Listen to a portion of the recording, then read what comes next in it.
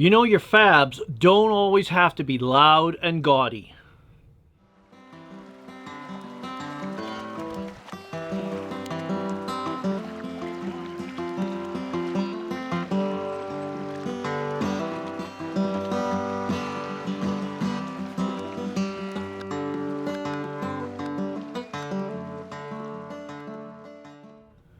Hello everyone, I'm Rowley and welcome to my YouTube channel and to my fly tying bench.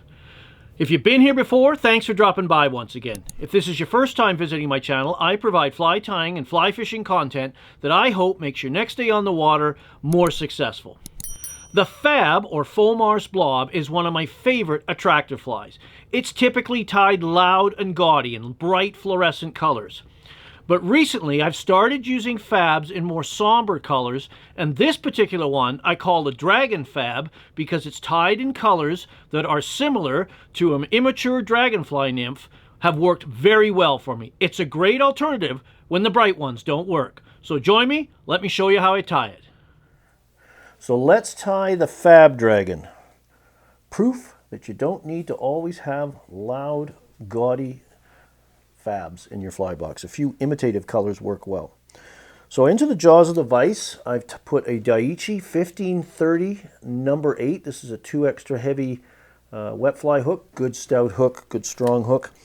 And then we're going to put on a base of, this is olive nano silk. You could use some power thread, you could use UTC 140, just a strong thread that's going to allow you to apply some thread pressure to the foam that's going to be incorporated into this fly. So I've just put the base wrap down, and we're going to put in the signature split foam tail. So we're going to use a Booby eye. This is, I believe this is 7 mil Booby cord.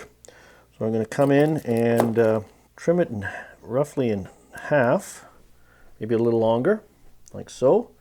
I'm going to come in and trim one end sort of on an angle like so. And then I'm going to grab that by the tip and then using compressing wraps, tight, tighter, tightest, secure this in. You don't want to really pile on the wraps, you just sort of compress it down gradually with more and more thread wraps. And we want, you know, a thread that's going to also put some wider flat wrap so we don't accidentally cut the foam off. Now we're going to come in and we're going to trim that tail a bit, just nip it off like so, and then we're going to split it. The split foam tail tends to float a little better when you drag this fly down using a variety of sinking lines, and we're just going to take a straight edge here and carefully come in, and a nice sharp blade works better than a dull one. You could obviously use a pair of scissors too, but I just sort of walk this right back to the bend of the hook.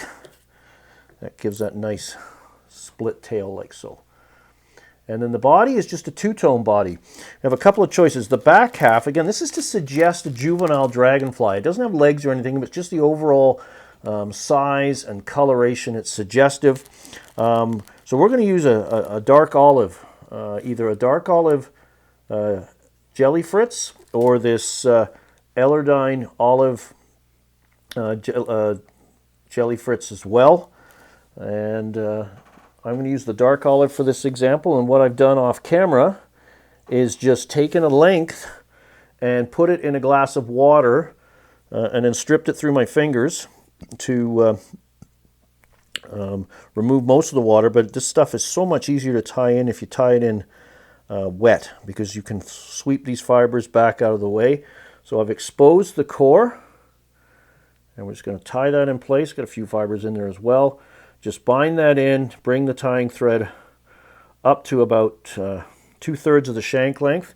And now we're just going to start winding, get that half turn in. Now I can really pull on this. This has a very strong gel spun core, so I'm pulling on it and sweeping those fibers back to pack in as many wraps as I can. So I just pull this back, and then because the fibers are wet, they're going to sweep back. If you tie this in dry, they get kind of wiry and all over the place and a little difficult to control. You can also turn and take some of the twist out of the fibers too, and that'll help keep the fibers radiating perpendicular to the shank and just making it more easy to manage. So every couple of turns, just like you would do with tying threads, is spin them, in this case clockwise, to take the twist out, and wind that right back up. So that's about like that. I might get one more wrap in. And like so, come up. And then I'm just going to lean these forward and kind of weave the thread through the fibers, as opposed to when I tie down, and try not to be across the fibers, if that makes sense. So we've got to, again, using our thumb and forefinger of our left hand, stroke everything back. Lock this off. I've got a few fibers that are just wanting to get on camera a little more than they should here. Just stroke that in. And again, the best way to cut these Fritzes is to use a straight edge like this, and just on top of the shank, just push the blade against and pull the Fritz against the blade, kind of a mutual push, and that'll cut it off nice and flush. And then for the front, we're going to use more jelly Fritz. This is pale olive. It's almost a chartreuse color. On a lot of, this is more of a darner imitation, the hourglass shaped nymphs that are kind of stalk the underwater jungle like a cat. The juveniles often have a dark body and a almost lime green to chartreuse green thorax. So this is just a little bit of a hot spot, and also to suggest that coloration of an immature dragonfly nymph. So we're going to bring this up, and we're just going to, just like we did with the dark olive, we're just going to wind this on and create a little chartreuse front, or pale olive in this case, front section. And just pack in the wraps like so. And that's probably enough. You only need 3 to 4 turns. Again, turning that sideways, kind of doing my best to zigzag the thread through the fibers so I'm not tying across them. Pull back, lock those wraps in place, find my straight edge, pull up, and just push against and pull forward, and that'll trim away nicely for you. And then sweep everything back like so. Coat our tying thread with a little super glue.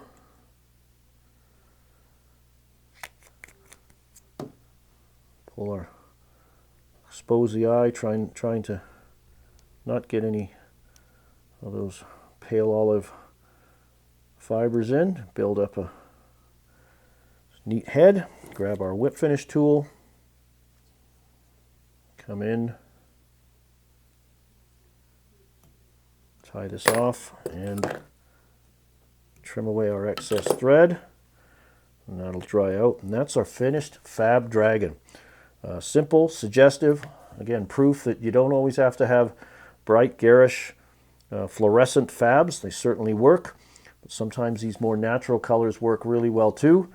And just, again, I tend to fish this with a full sinking line or a clean sweep line, either the fast or slow formula, and just 3 to 4 inch strips with pauses. When you pause it, the foam on this fly is going to cause that back end to kick up, and then when you strip it, it's going to move horizontally, and you get kind of this horizontal rise up, horizontal movement rise up, which is pretty attractive to fish. This fly is a great fly to try whenever you've got dragon nymphs around, which you usually do due to their prolonged life cycles. Simple fly.